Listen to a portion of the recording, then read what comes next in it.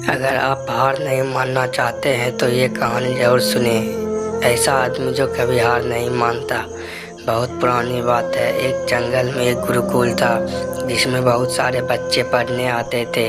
एक बार की बात है, गुरुजी सभी विद्यार्थियों को पढ़ा रहे थे, मगर एक विद्यार्थी ऐसा था जिसे बार बार समझाने पर भी समझ में नहीं आ रहा था। गुरुजी को बहुत तेज से गुस्सा आया और उन्होंने उस विद्यार्थी से कहा, जरा अपनी हथेली तो दिखाओ बेटा। विद्यार्थी ने हथेली गुरु जी के आगे कर दी। हथेली देखकर गुरु जी बोले, बेटा तुम घर चले जाओ, आश्रम में रहकर अपना समय व्यर्थ मत करो, तुम्हारे भाग्य में विद्या नहीं है।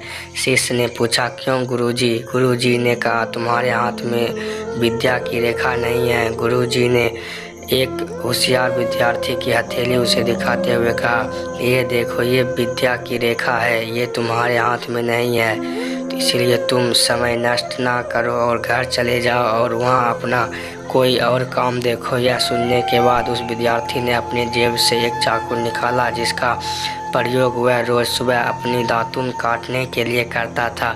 उस चाकू से उसने अपने हाथ में एक गहरी लकीर बना दी। हाथ ने खून बहाने लगा।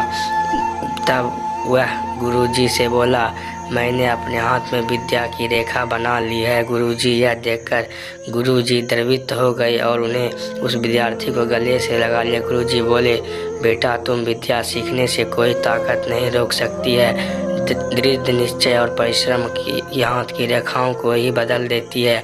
दोस्तों, वह विद्यार्थी आगे चलकर महर्षि पाणिनि के नाम से प्रसिद्ध हुए, जिसने विश्व प्रसिद्ध व्याकरण अष्टाध्यायी की रचना की है।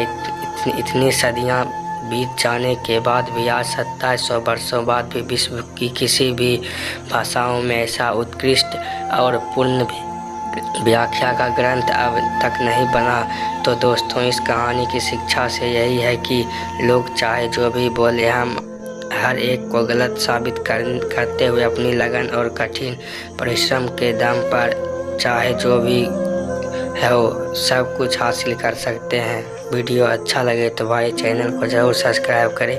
मिलते हैं अगले वीडियो में।